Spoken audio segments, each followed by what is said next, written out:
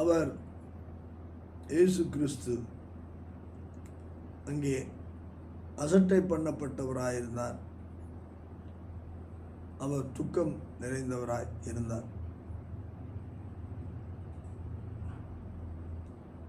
He was despised, rejected, a man of sorrow.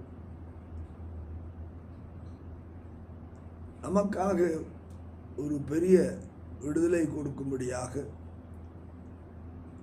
அவர் பிறப்பை குறித்து ஏசாயா தீர்க்கன் சொல்லுவது மட்டுமல்ல, இந்த உலகம் அனைத்தையும் அவர் தன்னுடைய தோளின் மேல் சுமக்கிறார்.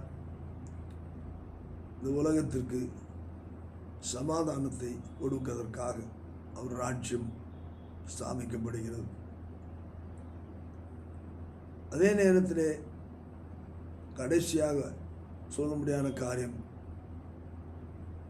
அதற்காக செய்யப்பட்ட ஒரு காரியம் என்ன என்று பார்க்கும்போது, அவர் அசட்டை பண்ணப்பட்டவரும் துக்கம் நிறைந்தவரும் பாடு அனுபவித்தவருமாய் இருந்தார் என்று சொல்லி, நமக்காக அவர் அசட்டை பண்ணப்பட்டார், துக்கம் நிறைந்தவராய் காணப்பட்டார், பாடு அனுபவிக்கிறவர் இருந்தார்.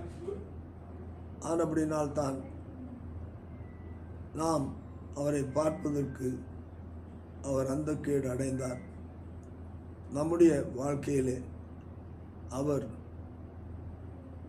நம்முடைய இடத்தை எடுத்துக்கொண்டதினால் அவருடைய காரியங்கள், சமாதானம், சந்தோஷம், சுகம், நிறைவு அனைத்தையும் கல்வாரி சிலுவிலே நமக்கு பெற்றுக் கொடுத்த தேவனுக்கு மகிமை உண்டாவதாக.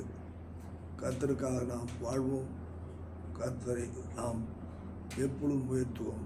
கர்த்தர் ஆசீர்வதிப்பாராக.